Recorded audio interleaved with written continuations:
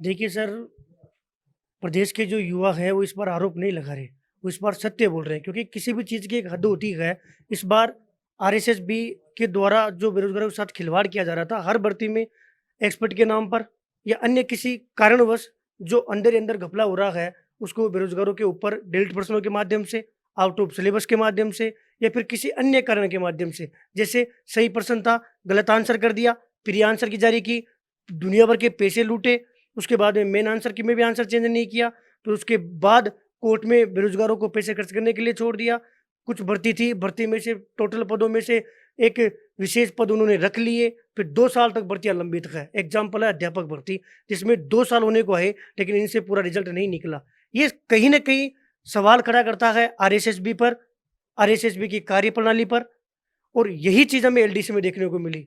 आप ये देखिए कि एक बेरोज़गार जो होता है, एक सही दिशा में कार्य करता है, एक सही दिशा में अपनी तैयारी करता है, फिर भी 150% में से इस बार 41% तो आउट ऑफ सिलेबस। इसके बाद में जो पर्सन जिसको भाषा की वजह से गलत होगा और कुछ पर्सन बोर्ड की मंशा की वजह से गलत होंगे, जो ये हर भर्ती में करते हैं, प्री और मेन में आंसर चेंज करेंगे।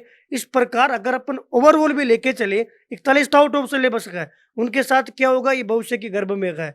लेकिन इसके बाद भी बोर्ड 5 से 10% जो है इसमें अपनी जो घोटालेबाजी होती है उसके लिए कहीं न कहीं इसमें रास्ता ढूँढेगा। इसके बाद में अगर आप 50% वैसे ही प्रश्नों को उड़ा रहे हो तो इस परीक्षा का कोई औचित्य नहीं रह जाता। इसलिए इस बार जो युवा है वो अपना दर्द जो है वो बखूबी सोशल मीडिया के माध्यम से बयाँ कर रहे हैं। धरातल पर चूँकि उनको पता है बीजेपी सरकार है, तानाशाही सरकार है, बीजेपी सरकार में जो नेता है वो केवल बोलना पसंद करते हैं, सुनना पसंद नहीं करते हैं। जैसे हमने महिला आरक्षण में देखा है कि किस प्रकार बेरोज़गारों पर लाठियाँ बरसाई गई है, इसलिए बेरोज़गार जो है सोशल मीडिया पे अपनी जो पीड़ा है वो रख रहे हैं। आप सोशल मीडिया पे माननीय बोर्ड अध्यक्ष जी का ट्विटर अकाउंट पे कोई सा भी ट्वीट देखिएगा, उस पर जो उनकी भाषा जो बेरोज़गार अपना दर्द बयाँ कर रहे हैं, ये बात बताता है, ये बात सिद्ध करती है कि माननीय बोर्ड अध्यक्ष जी की जो कार्यशैली है उससे बेरोज़गार संतुष्ट नहीं है। वो कहीं न कहीं भरोसा खो चुके हैं कि किस भर्ती में माननीय अध्यक्ष जी के द्वारा क्या इशारा किया गया, किस प्रकार भर्तियों को उलझाया गया, किस प्रकार भर्तियों में रायता फैलाया गया, क्यों माननीय बोर्ड अध्यक्ष जी ने एग्ज़ाम से पहले ट्वीट किया कि नई जीके पूछेंगे। सर, मैं मीडिया के माध्यम से प्रदेश के तमाम युवाओं को एक बात कहना चाहता हूँ, जिस दिन माननीय बोर्ड अध्यक्ष जी ने एक ट्वीट किया था कि नई जीके आएगी, उस ट्वीट से क्या हुआ होगा? उससे करोड़ नहीं 2-3 करोड़ रुपए बेरोज़गारों के खर्च हुए हैं। पब्लिकेशन वालों ने क्या किया है, अपनी जो किताबें थी, जो प्रिंट हो चुकी थी, उन किताबों को वापस मँगवाया और उनका कवर चेंज करवाया कि बिल्कुल लेटेस्ट, जैसे ही माननीय बोर्ड अध्यक्ष जी का ट्वीट आया, उसके बाद की लेटेस्ट जीके। क्योंकि बेरोज़गार बेचारा पीड़ित होता है, 3-4 साल तैयारी करता है, वो 100-200 रुपए के लिए रिस्क नहीं लेना चाहता। उनके दिमाग में नेगेटिविटी कैसे आई कि बोर्ड अध्यक्ष स्वयं कह रहे हैं कि नई जीके आएगी, और मार्केट में जो नोट्स पहले से वो पढ़ रहा था, उन्हीं नोट्सों को दोबारा परोसा गया, क्या कह के कि देखो अध्यक्ष साहब ने वो ट्वीट कर दिया। मैं यूट्यूब की बात करूँ तो यूट्यूब पे ज़्यादा नहीं तो 2500 प्लस वीडियो है, और टोटल उन पर व्यूज़ की मैं बात करूँ तो कम से कम 20 सीआर 20 करोड़ व्यूज़ हैं उन वीडियो पे, जो वीडियो बनाए गए नई जीके के नाम पर। क्या इसके पीछे कोई रीज़न नहीं हुआ होगा? क्या वो अन्य राज्य में जो संबंधित संस्थान है उनके अध्यक्ष ऐसे ट्वीट कर सकते हैं? या फिर जवाबदेही तो होगी कि आपने कहा और एग्जाम में क्या हुआ? कुछ नहीं आया। क्या इससे एक विशेष समुदाय को लाभ नहीं मिल रहा? अध्यक्ष साहब ने एक और निर्णय लिया है कि हम सीईटी में नेगेटिव मार्किंग करेंगे। कितने दिन पहले ये गुरु ज्ञान मिला?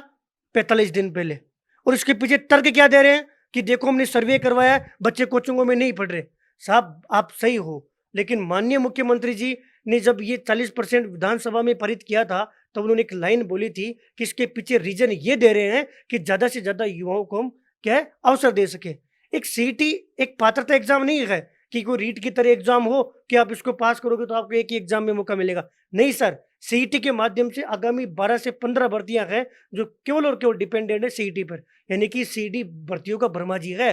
और आप इसको इतना क्रिटिकल बना दोगे, हाँ इस बार तो बच्चे कोचिंग नहीं कर रहे, लेकिन जो आपकी कार्यप्रणाली है ना, उसके बाद में सीधा-सीधा सा प्रदेश के युवाओं में मैसेज होगा, इस बार तो आपने सीरियस नहीं लिया, अगली बारी 20 लाख युवा कोचिंगों में धक्के खाएँगे, 20 लाख युवा नई किताबें पढ़ेंगे। मैं ये ऐसा नहीं है कि मैं कोचिंगों के ऊपर बयान दे रहा हूँ, नहीं, मैं ये तर्क था, माननीय बोर्ड अध्यक्ष आलोक राज का तर्क है कोचिंग वाला, जिसको मैं न्याय संगत नहीं बताता।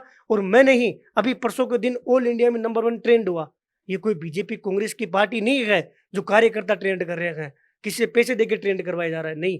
ये उन बेरोज़गारों पे पीड़ा है जो बेरोज़गार सोशल मीडिया के माध्यम से क्या कर रहे हैं, प्रदर्शित कर रहे हैं। इसका मतलब साफ है कि हम माननीय आलोक राज्य के कार्यशैली से खुश नहीं हैं।